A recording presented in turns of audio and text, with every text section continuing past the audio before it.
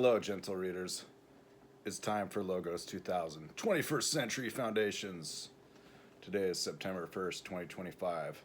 Today with Ross Finlayson is a bit more discussion of the ideas that provide the concepts that make for together our theories, eventually a theory of the things, the thing. A theory, axiomless natural deduction here, to arrive at why the overall contemplation and our deliberations may result a very thorough sort of account of reason in the modern day. So today there's not going to be much to it in the way of structured dialogue because it's pretty hard to follow, pretty easy to follow summary of foundations like the last episode. Foundations briefly. After that whole principle of inversion bit instead of non-contradiction and including it. And then this principle of sufficient and thorough reason after the principle of sufficient reason, including it.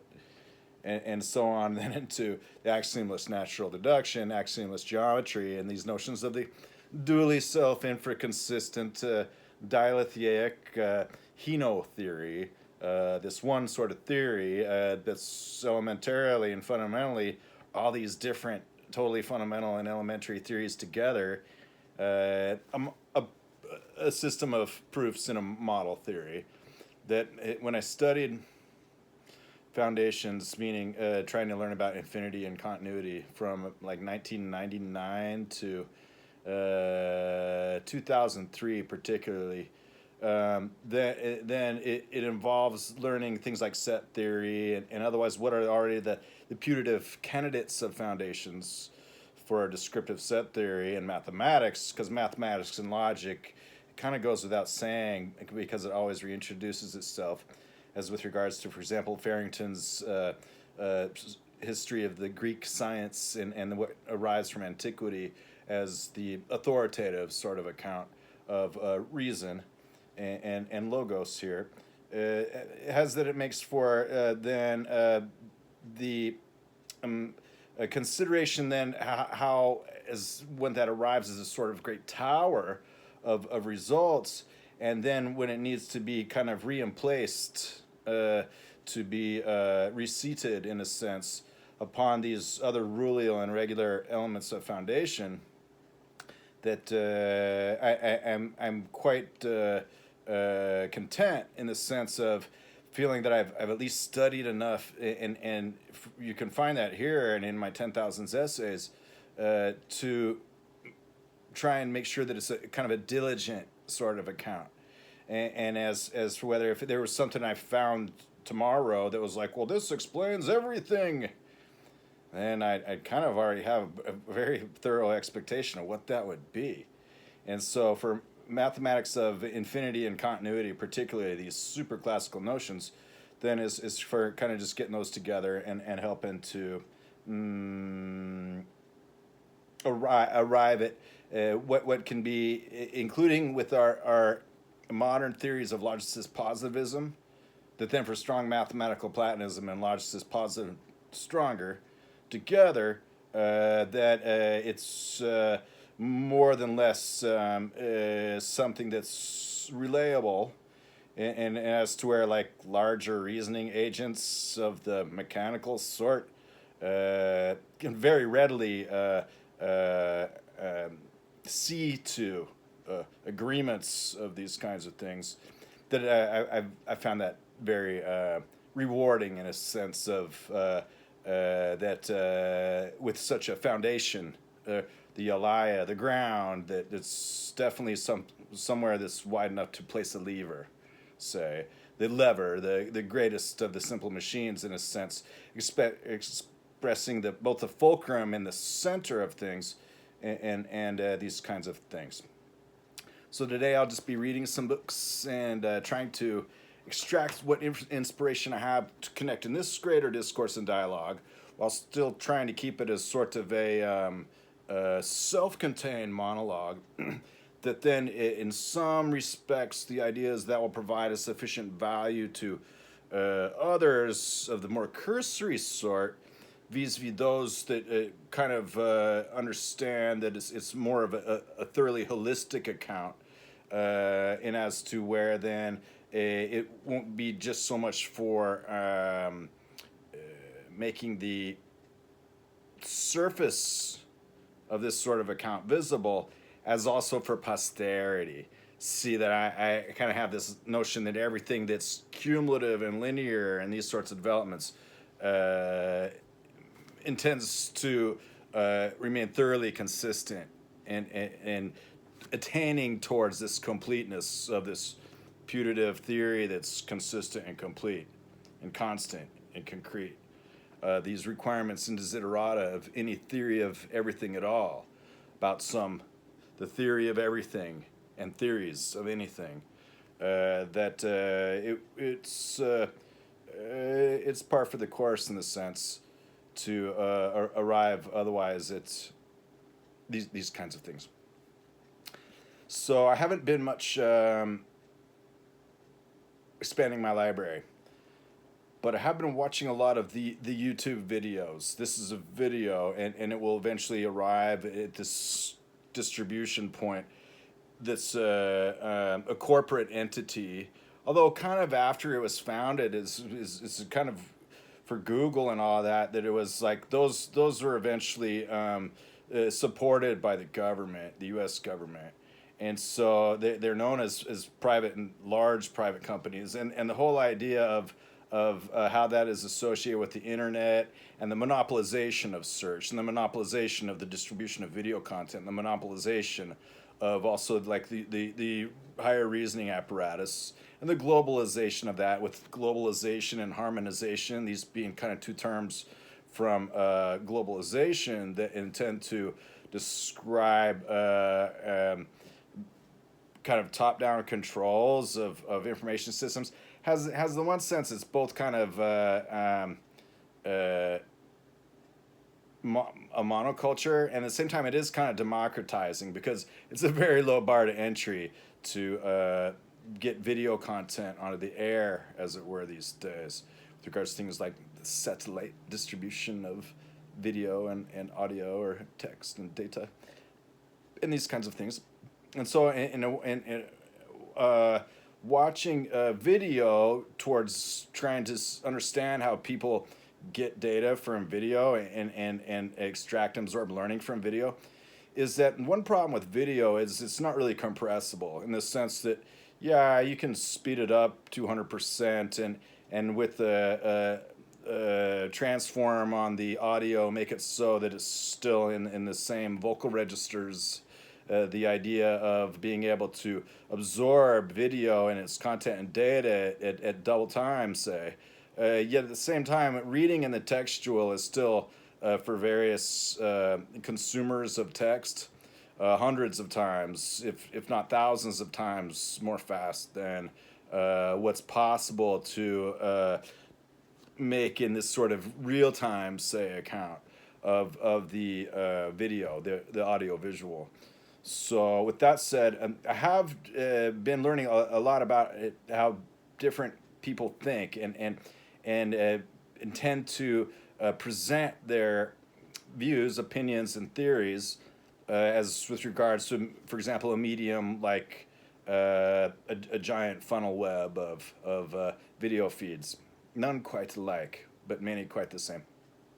So with regards to that, I've been looking to some philosophers and then there's a great promulgation of mechanical or artificially or synthetic, say, content these days, and especially over the past year or two. And then as well, there's it's possible to find sometimes many things, but like when I look for somebody like Maugin, G.M. Maugin, and his work in nonlinear electromechanical effects and applications, and all I find is my own videos. I'm like, well, there's a big huge gap, because the people knew that was anywhere you said D-wave, the simulated quantum computer that's able to accomplish in parallel what is otherwise a serial algorithm for some things. then that's got like millions of videos. And so sometimes the key things are like Pertti Lounesto, and you just find like this great author and a developer and a mathematician of the geometric algebras, and there's not much about him, and it's like, well, I guess that's why I'll still intend to relate that to the stacks. So what I'm planning to do is there's a local university library, say, and the resources of this sort of thing are just beyond in terms of academic research, even what you can get on the internet by itself. And so I found that it's kind of readily accessible and near. So that's something I'm going to take some advantage in terms of expanding my library to go back through the stacks. So I'm looking forward to that. So let's take a look at the stacks and see what we're finding today. First book here is it's a collection of Einstein's papers reprinted with a foreword and some commentary by Stephen Hawking. So Einstein's papers help to describe the changes in his theories and the outlay of his theories and the development of his theories. And so to see some of the kinds of reasoning that go into what makes for the sensible, fungible, and tractable these theories. And then Hawking just kind of comments as to his perceived collection of their import and this persistent illusion, a stubbornly persistent illusion, the essential scientific works of Albert Einstein, is just a work from which I extracted some value, and at the same time, a lot more of it was already kind of entailed from out of my later years, or reading Einstein's kind of final theory. With regards to that being what he left as these are the requirements that anybody else would have to make to extend his theories or to supplant them at all, vis-a-vis the theories of relativity after the Galilean, before the Newtonian, and then for things like the latitude of forms and all such matters of what resulted in Moment in Motion, that series a podcast called World's Turn and all that kind of thing. That's something that is still pretty great reading, or for somebody who already kind of has an experience in the field and or at least theoretically. The idea of being able to read all into that these Einstein's papers is perceived with some value, say.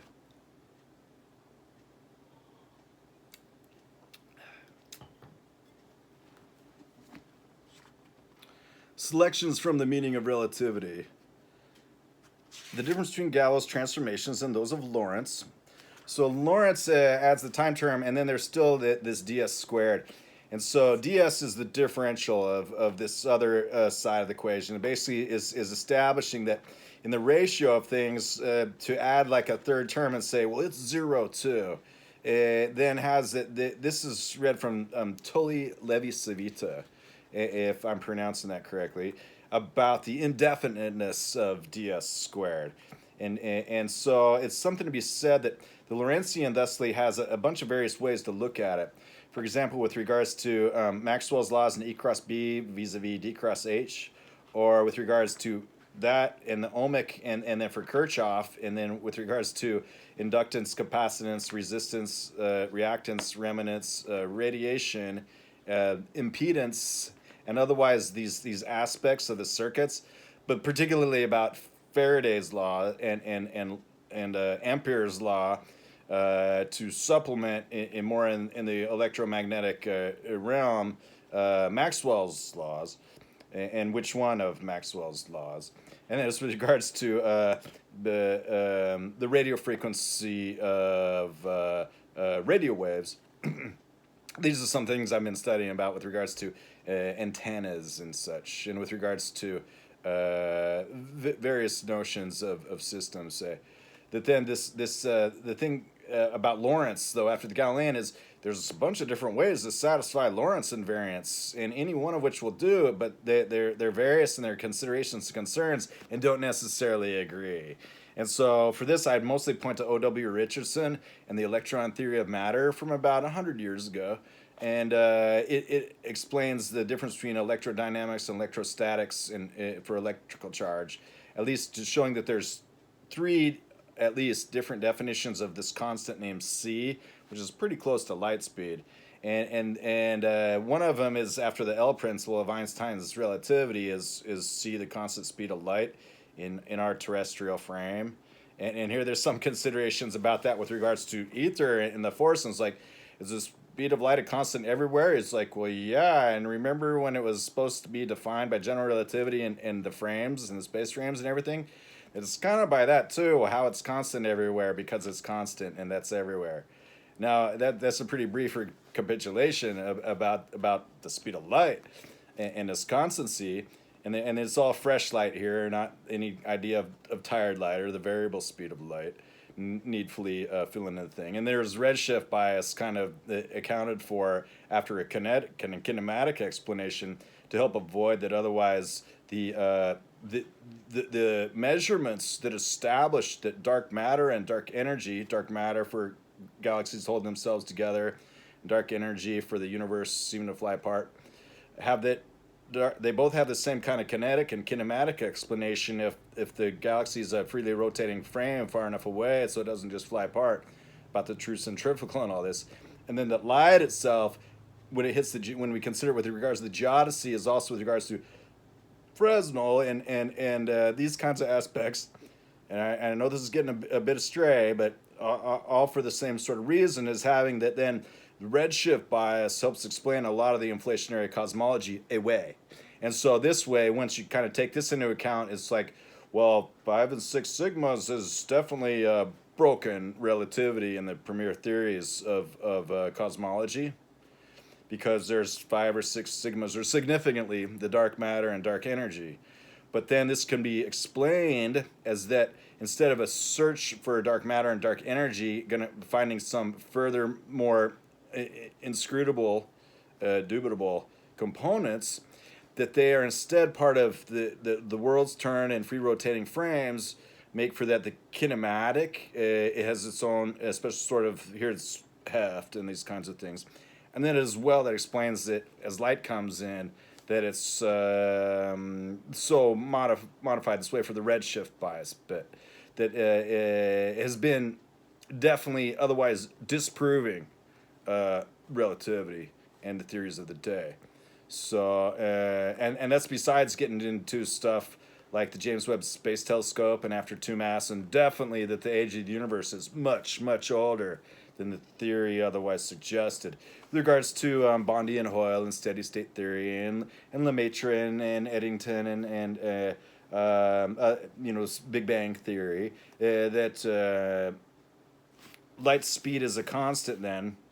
So with regards to stuff like the sun under the arm of the North Star, under the arm of the spiral arm eventually in this galaxy, that the speed of light kind of just happens to be that speed, is a different thing. But it's here then, and why that would be the same for the electromagnetic and electrostatic, as according to O.W. Richardson, there are at least 3 constants C, and they're close and about in the same order of things almost, but for the electromagnetic and electrostatic and light's optical, they are different things. And so when they're all put together as one, and then calling it all electromagnetic radiation as one, you can review these earlier podcasts as 2 accounts as why that might be a little bit the oversimplifying the things. And so then with reading one of Hawking's here's considerations of what Einstein intended to entail, he might not necessarily have even had the background to otherwise so firmly know in his theory that things were like so with regards to things like the light cone and all that. That being a kind of at least let out its own thing as well. It's massless and chargeless, so they're never going to interact. This electromagnetic radiation and these kinds of things. That here it's still that these are informed members in the field and involved in the surrounds of all the latest fashion, faith, and fantasy, as Penrose puts it in his book, Fashion, Faith, and Fantasy in Mathematical Physics, or what it may be. Which a video I watched the other day said that there was going to be a new edition, although with nothing changed in it, he said, maybe something added. Doesn't say much, but it does kind of break open that quantum mechanics and general relativity disagree 120 orders of magnitude and there's no gravity in the middle? So if we want one of those, then it's going to have to all be figured out. So let's see what that was inspired by mentioning Lorentz and Galileo. And then before that we have the latitudinal and these kinds of things. It's like, well, what are the units? What's squared? Are we even taking differences or quotients with these things? Force is a function of time. Okay, great. So we got mv or mv squared or 1/2 mv squared. You know, which is it? And this with regards to then, well, we're just going to say that's all momentum because in a line it adds up. And that's like, well, in the kinetic and the kinematic, they're two different things. And it's arrived at that we're going to have to eventually explain the kinematic with regards to obviously apparent empirical effects like the football or the rifling, besides the Magnus effect that actually does add up to drift, but actually how it is possible that it doesn't just fall right off. When Galileo shot a cannonball and it dropped off to the ground, or he just rolled the cannonball off a cliff and it dropped off to the ground, without stuff like Allan Franklin's considerations of G with regards to the constant of gravity in a cliff, that ball wasn't spinning when it was experimentally kind of so shown. And so notions like Laithwaite, is it, and these ideas of the gyroscopic and precession and nutation, still there's a big place for them in what's kind of beyond our classical theory today, that fictitious forces in models of physics are real. They're just as after on the other side of some barrier or like the tensor, according to a tensorial analysis to establish how they carry. Here that's supposed to be a continuous sort of thing. So in the tensor analysis, it's for things like in general relativity, when we say, well, this gravity well is different from this flat section of space-time because over there it's curved and it's going to fall in, and here it's flat.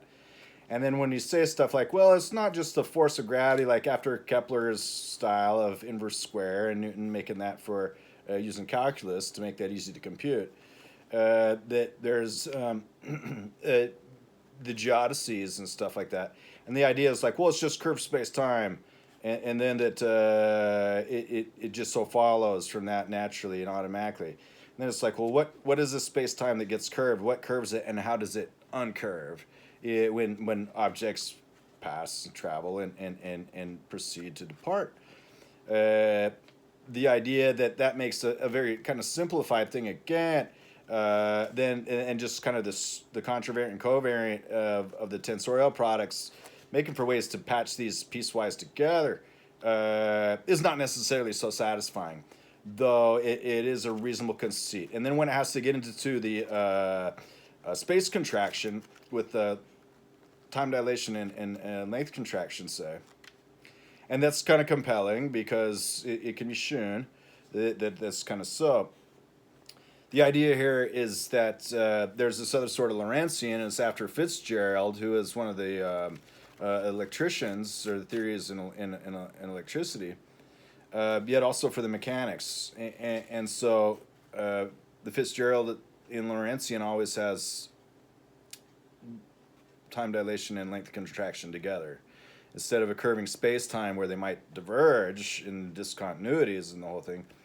That besides talking about things like Rindler's and Penrose's road to reality bit, how there can be gauge at all in twist or whatever, and the conformal mapping under what basically would kind of like folding paper so many times break any otherwise relation, and how that can be free and then fixed again. Descartes' subtle matter and vortices, and Kelvin's subtle matter and Leibniz's subtle matter and viva and these kinds of things from the theory. That for this length contraction and time dilation, then is space contraction, always together. So, the idea of the space contraction, besides just mechanics itself, then also gets involved with the idea of once the idea of that there's a speed limit of light and that it's constant. Then for things like the warp drive or the warp travel, the warping of space and time, is that it kind of like this idea of the curved space and time always reestablishing back to its Euclidean. Then this warp space and time is kind of like, well, we know a gravity, or we have an idea of a gravity well that it's just kind of, it sinks in and it makes a depression, and so does anything else in its proximity. And then the idea of this warp travel is that eventually it would have to somehow absorb and buffer what's in front behind it. So here, that's kind of explained in terms of frames.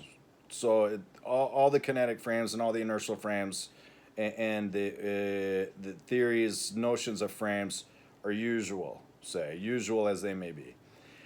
And so is space. In this here, it's furthermore, it's kind of like continuous and Euclidean, right?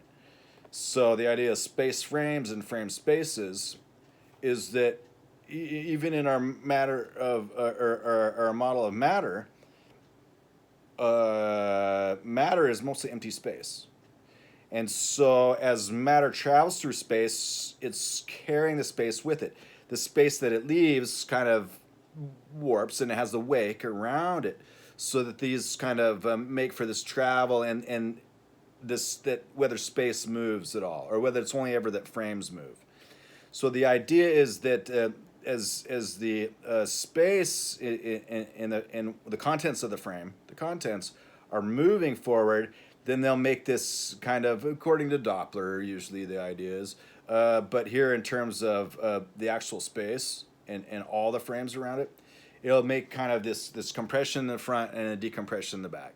And so this is totally familiar from acoustic models and gas models or wind models of the aerodynamics and these kinds of things. So I was looking at this with regards to warp and space warp. The idea being that, well, there's not so much time warp except that there's a type of Lorentzian, it's kind of a Fitzgeraldian, and it makes space contraction. So, but as I was looking at one of these diagrams of the models of warp, then in the front it kind of has a dip, and the back it kind of has a rise.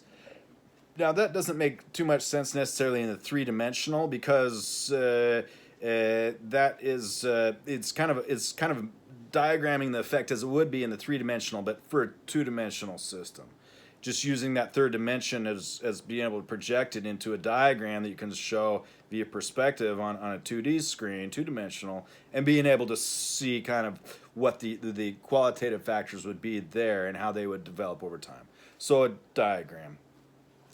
Then the idea is that, well, I've been trying to figure out this stop derivative, which is the idea is kind of like, well, you got power law, sure, it's simple, it's polynomials, and then you can take the derivatives, they're continuously differentiable, and eventually you take the derivative enough times, the whole derivative, and they go to zero.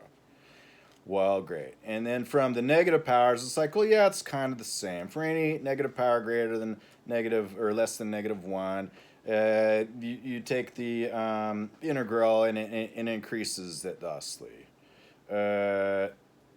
like so. Until you get to -1, and then it gets into like ln x, and then x ln x plus 1. And otherwise, these forms where it's like, hey, wait a second. All of a sudden, according to the basis of this space, and in a specific unit impulse basis is kind of the idea. Then the stop derivative describes an example of what would otherwise be modeling any kind of this infinitely many higher orders of acceleration that are falling down. From some of these earliest talks establishing that the infinitely many higher orders of acceleration for any change in velocity at all are relevant mathematically and physically. And then that the stop derivative and these ideas associated with these other extensions of the superclassical notions, basically is after Zeno and Ovalia, and mostly about the unbounded and the infinitary, will make it so that then when I saw this diagram and I thought to myself, I'm going to be happy to tell people that this stop derivative in its concept sits right there, and so basically there's one in front and one behind of this thing, and then as with regards to how they add together up to nothing, yet are this evolving system for anything that moves or changes in space and time at all. Although we're always everywhere, everyone moving forward in time, so incrementally, and if granularly, so continuously. That it's sort of gratifying to think that by adding these extra concepts of the infinitary reasoning, and then figuring out how they're always present and yet not always dominating or overwhelming. Otherwise, our terms in the finite is we're merely finite creatures with our bounds and our limits, even of our reason. That I don't know anything else that really explains that in quite the same way, or even in really a sufficiently adequate way that I feel like it's explained. So that's something that I'll be thinking about some more as I further review the stacks over some future time. So, Hawking on Einstein. For all the apparent mathematical complexity in the meaning of relativity, this selection, Einstein's goals are quite modest. He simply demonstrates that measurements on either stationary or moving frames will both yield results that satisfy Newton's laws of motion. He proceeds to show at the end of the chapter the different set of transformations those suggested by Lorentz are required to make Maxwell's equations of electricity and magnetism work in moving frames of reference.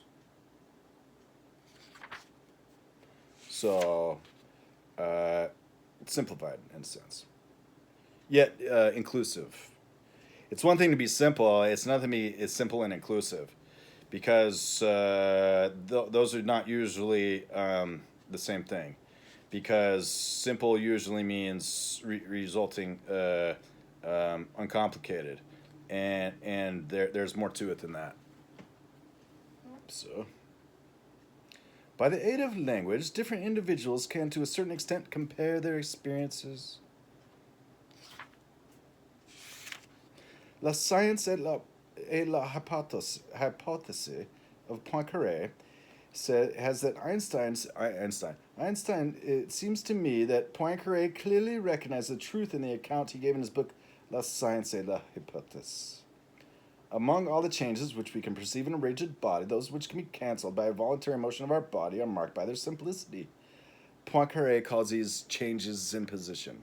So here there's a notion that the notion is not mine, it's just usual that the difference between the metric and norm, which are like, well, yeah, we're going to be doing all this boost additions and stuff, and so you'll frame things for our proofs according to Cauchy-Schwarz inequality and the triangle law, metric and norm, and these kinds of things. Yet that Einstein's kind of affecting reflected. It's like, well, here after our dimensionless analysis, it's all the same units, so it don't matter. But he'd have to accommodate that it's like, well, yeah, when we get up into the tensor, that's all got to be conformal again. And then back to like Rindler and twistors and this kind of stuff. Where Rindler's Road to Reality is a big book. And it's co-written as with Roger Penrose, but I think it's really kind of Rindler's. And so that's the Twistor Theory is a big book, Rindler's and Penrose's Road to Reality. For the concept of space, and then we can connect and these kinds of things. I shall not go into detail concerning those properties of the space of reference which lead to our conceiving points as elements of space and space as a continuum. Well, we do. We go into detail that is. So. Nor shall I attempt to analyze further the properties of space which justify the conception of continuous series of points or lines. Some people abandon that, and some people never will. If these concepts are assumed, together with their relation to the solid bodies of experience, then it is easy to say what we mean by the three-dimensionality of space, by a coordinate setting, in such a way that this association is uniquely reciprocal and that x1, x2, and x3 vary continuously when the point describes a continuous series of points, a line. I think I'd have a pretty easy time convincing Einstein that line rails, field rails, and signal rails are each their own thing. The quantity S we call the length of the interval. In order that this may be uniquely determined, it is necessary to fix arbitrarily the length of a definite interval. So this is a metric usually. For example, we put it equal to 1 unit of length. And the lengths of all other intervals may be determined. Well, we have the norm, and they're tending to be the same, like as from reading about the normad rings and all this kind of stuff, where algebra is like, well, these are the properties of a normad ring, and we need that, so we're going to say that ours is too. With regards to like Norbert Wiener and the Paley functionals and these kinds of things with regards to Markov processes and those in the, that being usually just called ergodic theory. And so Ramsey theory and all this stuff in infinite progressions is usually just called about ergodicity with regards to Markov processes and these kinds of things. That then, as was kind of read up the other day here, it's like, well, there's like Ramsey theory and ergodicity in this non-standard analysis, and as after, kind of after nonlinear results, but in the non-standard analysis, the metric and norm and what's intended for these, for example, these normad rings, and then applying the group representation theory and say like, well, it's kind of the same. It's like, well, yeah, it has to be the same, but you didn't prove it so, you assumed it so. Then that leads to some issues that are for formalists to demand in their rigor to satisfy their mathematical conscience to be all nice and figured out, or explicitly not figured out. You know. Then the lengths of all intervals, we obtain a line which has all the properties of the straight lines of the Euclidean geometry. ... We come now to a train of thought which plays an analogous role in the theories of special and general relativity. We ask the questions, besides the Cartesian coordinates which we have used, are there other equivalent coordinates? Here I'm kind of working out from my identity dimension, because I saw like a Smith chart the other day, which is for antenna radiation, and I was like, hey, look, I'm like, what is the shape of these bubbles anyway of these lobes? And it's like, well, hey, look, when you run that out in the identity dimension, this kind of diagram of the idea, it's, what kind of coordinate setting is this? Did you add another dimension? Did you make a sort of spinorial or otherwise kind of like a geometric algebra above about reflections, rotations, like per Eli Cartan, and making that up? Or are you just using Eulerian-Gaussian arithmetic and like the screw arithmetic and what's called the what? About the rotational and ascribing that to like this progression, the Eulerian and Gaussian setting or the geometric algebras. It's like, well, no, instead it's kind of like half of one quadrant making just one dimension out of these semi-dimensions. So you take what you usually think of as your dimensions as like semi-dimensions, and then it kind of falls in. And you notice kind of like when you applied something like the value of a log linear chart or something like that, you're like, aha, a straight line. I can see that. Then this one is like when you plot it according to like this identity dimension, and then you draw the curves, it's like, hey, those are straight lines again. Wow, that's the envelope of the Clairaut equation and D'Alembert's equation as after the linear fractional equation about the integral equations of the most simple kinds of fractions of sums and differences of variables. Oh, really? Yeah, well, there's another coordinate setting for you. Euclidean geometry, we ask the question, besides the Cartesian coordinates, which we have used, are there other equivalent coordinates? Yes. And the idea that Hilbert space is complete, and then also we can get analyticity and out in Z, however that works. And it's like, well, yeah, I suppose so, except you also don't. And you could also divide division two ways, so all of a sudden it branches again.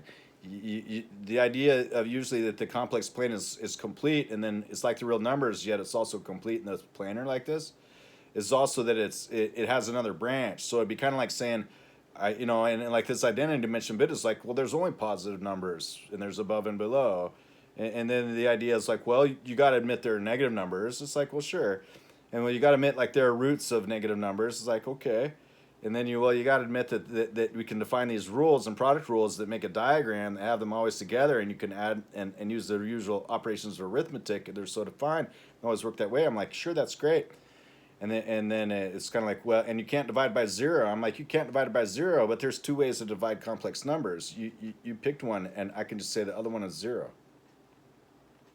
I mean, would you care? And then, and it's like, well, I'd rather not care. And then it's like, well, that would be being imaginary, wouldn't it? So, yes, there are other coordinate systems, and they are equivalent to our Cartesian coordinates, and that is Cartesian coordinates on a Euclidean space for the continuous manifold and all that bit. If we stipulate that s squared is the sum of the delta x squared, shall be equal to the square of the length in every system of coordinates, so metric and norm, and if we always measure with the same unit scale, then the eigenvalue, or lambda, must be equal to 1. Therefore, the linear orthogonal transformations are the only ones by means of which we can pass from one Cartesian system of coordinates in our space of reference to another. Yet, it's whether it's so that even in the linear and Cartesian coordinates, when you have stuff like rotation and the idea that the two different surfaces that are connected but rotate in different ways, like whenever they're twisting at all or spinning, those immediately make a vortex or spiral effect and begin to distance themselves from what this result is, which is very fair and clear, and that as well, though, that has another reading with this, about the same unit scale. So it's with regards to the scale one might imagine to measure to make that out, and the running constants and these notions of the cubature and the cube wall and these kinds of things about mass, length, and time, and charge, I suppose, for tetradic quantities. Therefore, the linear orthogonal transformations are the only ones by means of which we can pass from one Cartesian system of coordinates in our space of reference to another. We see that implying such transformations, the equations of a straight line become equations of a straight line. So this is the entire notion of what satisfies being tensorial products.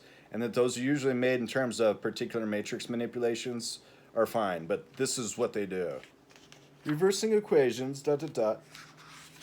So that's kind of reading from the meaning of relativity. And so Hawking's surmise, he says, he is simply demonstrating that measurements on either stationary or moving frames will both yield results that satisfy Newton's laws of motion. He's also establishing that anything else, and it's implicit, that fulfills these things is good in this. So, I mean, that kind of always goes without saying, because in a theory of a logicist positive theory, if the theory doesn't otherwise say anything about it, then anything goes. And so that's where here, the idea then that Hawking's claim that it's like, well, this makes it so that electromagnetic radiation is always the same, because it observes this. And it's kind of, and as to where it's like, well, yes and no. Yes and no. But otherwise, this is just usual mention, description, setup of the Galilean, and then for the Lorentzian, what satisfies those invariants, we call them, and then with regards to the running constants in these things, and for rotation and the kinematics, those things. So setting this aside then, here's some books on kinematics then. And so this is about stuff like watchworks and stuff like that, because the kinematics is a very complicated thing for mechanical engineering and all such machines and the simple and complex machines. And then all such matters of interface when beyond the mechanical machines, that they're systems. So systems is a great kind of concept, because systems theory is any kind of system at all. And so a system is really kind of any kind of, box of things at all. And plus it can be open or closed. The open or closedness of the system has that then conservation laws and continuity laws within the system, as for when it's closed, preserve those things. And when it's open, it's kind of lets out those things. So if a wave is like a model of change in an open system, then a system is kind of a model of homeostasis or stasis at all. And so that's a systems theory is kind of like dynamical modeling is to explain every differential and integral system. and this idea that it's all energia and dunamis, or energy and potential, and energy in the entelechy, the connectedness of things. I kind of overload the word entelechy or entelechy, as it's usually pronounced. That my kind of French reading of it is as entelechy is a way of saying things. So after globalization and harmonization, I'm not necessarily always going to spell or pronounce words the same as come out of the wiki mouth, but they do have their same meanings in large part and intent. So energy and the energia and dunamis or dynamis, both those words being kind of the same word, but one meaning power and the other meaning potential. But dunamis being potential, and then the energy and entelechy and the dunamis help reflect that for these open and closed systems, and for waves as a model of change, and wavelets is for running those out, when for Huygens principle is being kind of apropos there. That in this model of least action or Maupertuis, the idea that that being a guy for whom it's kind of named, this otherwise kind of simple idea that everything's connected, and so when it changes at all, it changes in the least sort of way along the way that it goes. Establishing all sorts of infinitesimal analysis is justified and required for all kinds of things like test particles and electron theory, all these kinds of things. So a continuous manifold of things in a theory of a continuum mechanics. That then system theory is great. And then the idea that it's mechanics, it's electromagnetism, it's electrical radiation, it's optical radiation, it's nuclear radiation, and also matters of matter and kinetics and matter of the nuclear energy. And for electricity and charge, then also its interfaces between like radiation and the current in conductors.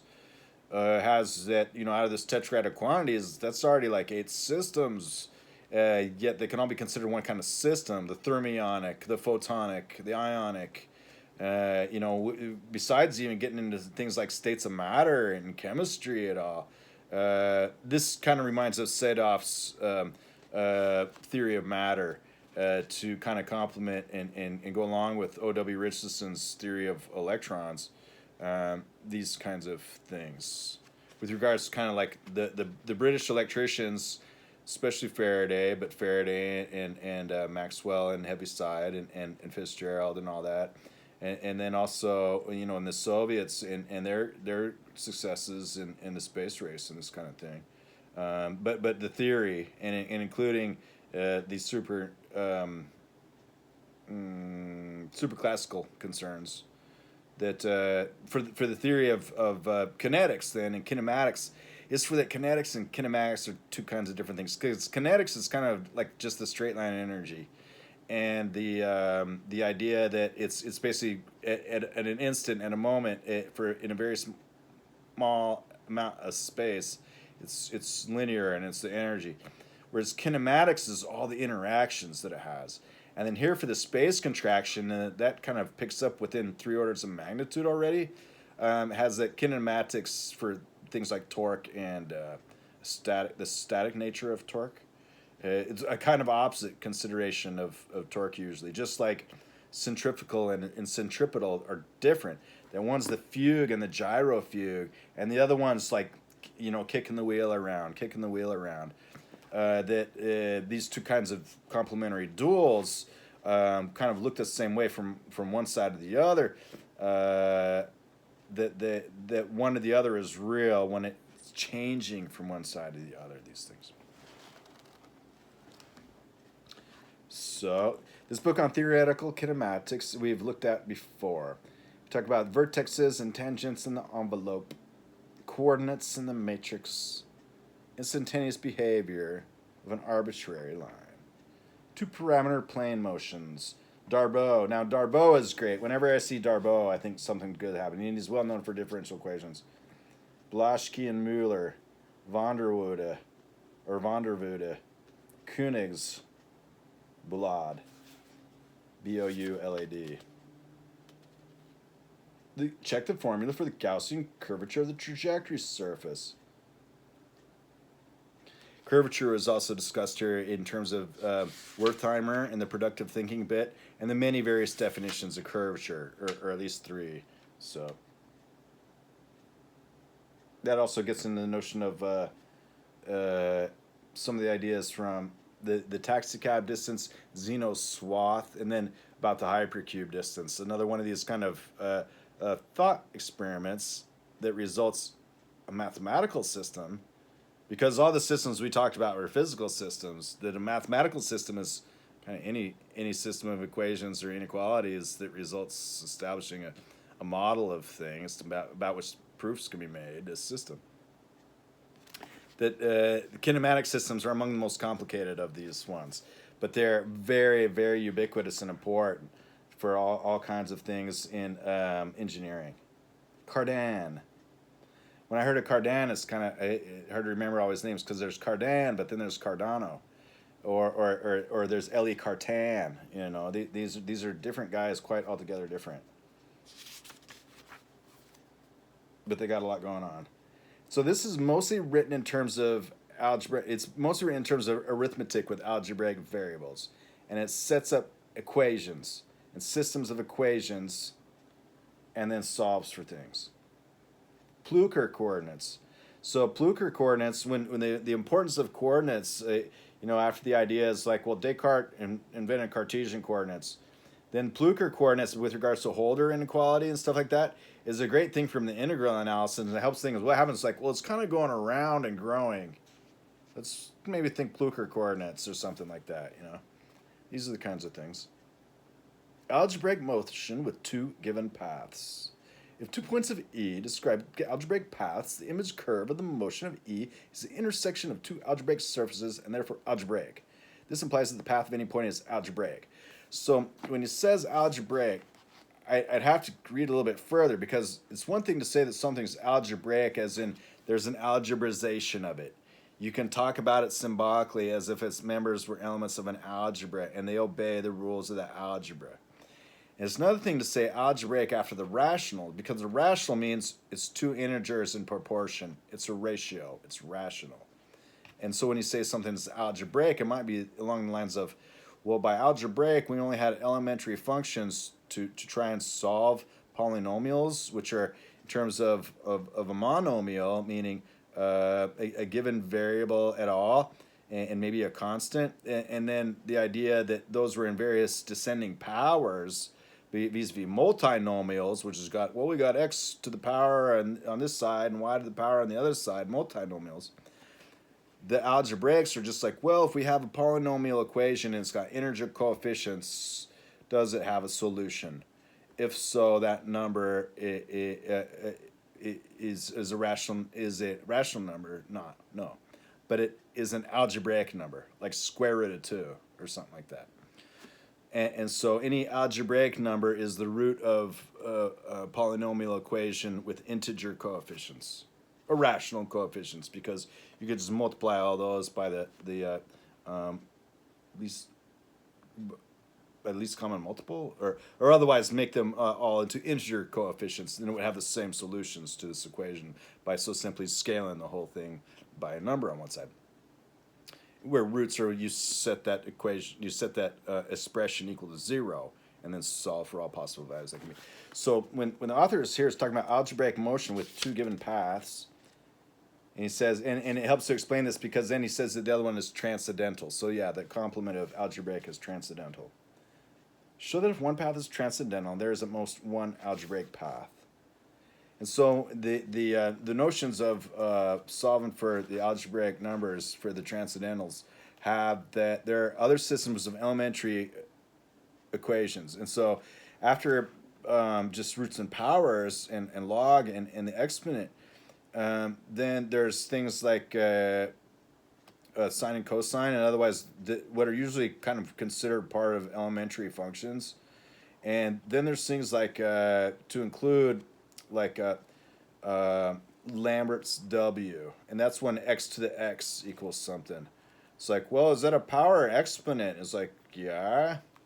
And so that's another one to get figured out with regards to constants like phi and Lambert's W1 and these kinds of things. So this is just an example of a brief section showing, hey, if it's arrived at like so, then this thing that these are the formulas of S. Roberts, which we just derived in chapter 9, provide the intercepts. The intersection of V1 and F1 or V1 and Fi consists of the directrix in V1, n minus 1 or n1 minus c1 fold line of F1 and ci lines through J1. Hence, K has points in V, the volume not on L. Furthermore, in view of the multiplicity of J1, J2 on K, that's when of all the given solutions of an expression, they appear more than once. For example, if it has roots in its the multiplicity there. And of the order of K, we determine the characteristic numbers to be so and so. So this is just an example of what then would kind of be expected to be known, and the idea is to say, well, whenever we're looking at any kind of surface or situation or symptom equations, we pass it through all these different things, and then the idea of, well, what are the grab bag toolkit of things that we can remember at any one time, and how are they going to work? That's something else. Then these two books by C.H. Chang are quite a bit more thorough, just in terms of kinematics of spherical mechanisms and kinematics and design of planar mechanisms. So this is the watchworks and all such matters of the moments of things and their angles and all kinds of curves they follow, linkages, and how when things are connected, and then how they various things rotate or vibrate or gyrate, that they as by pendular, or the oscillation and restitution here of the attenuation and dissipation for springs and pendulums and gears and cams, mechanisms. Here's mentions Cardan again. Cardan circles, determination of values by Bobillier construction. Bobillier, Bobillier. That's somebody I've never heard of, but for him has named this particular thing that's always so.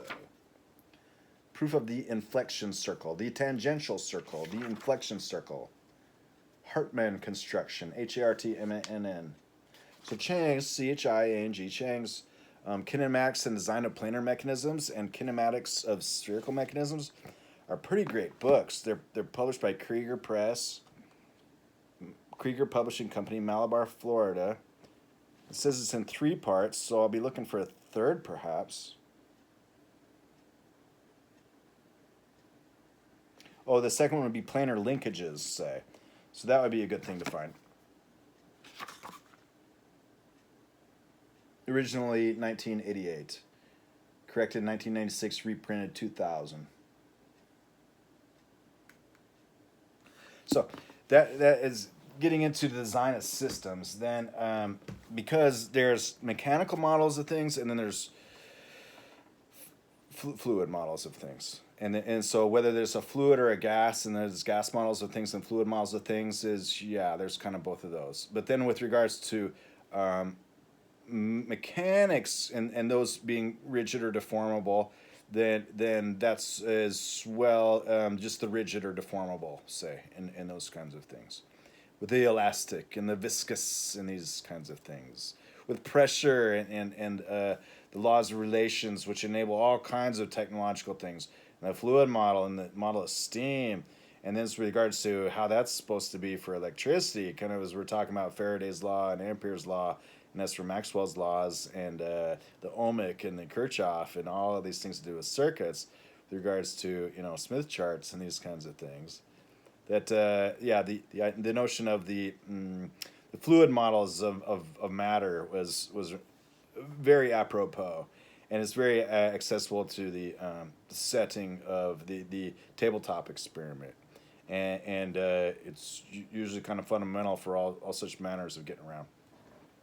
Well, we about reached the hour today here on Logos 2000, and what was talked about was just some general principles, mentioning Einstein and his theories with respect to kind of like in the 1980s, when they really had the benefit of all this data and such surety that it was so, all these things. because it had been stood up for decades, and just every time they looked, it was better. And right before then, it got to where it was like, hey, we got some splaining to do, because the entire thing is off kilter gabar. It is off. And so that nowadays it's just like, well, how are we going to rewind that and keeping things simple? It's like the same way they were made simple before, and then looking under that and putting back in how they were made simple.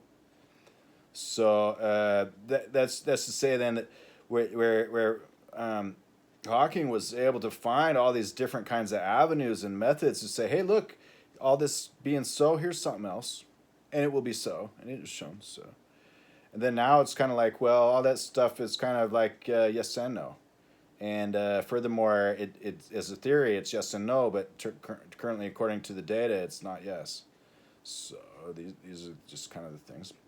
And then talk about systems and open systems, and coordinates was kind of the concept of today. Logos 2000 is coordinates, I suppose. Well, gentle readers, fellow earthlings, I shall so hope you had a great day, and that things are going well with you and yours. It's September 1st, 2025, so kind of the end of summer is usual idea. So back to school and September, the summertime fair, and all this kind of stuff. So here's hoping that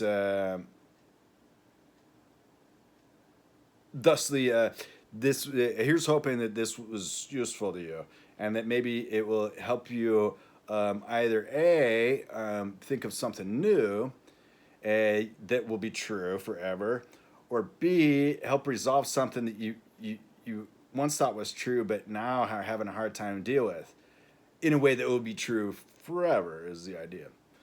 So I shall so hope you carry on with that, because then you'll always have something that you can carry around right up in the mind that weighs everything. So long.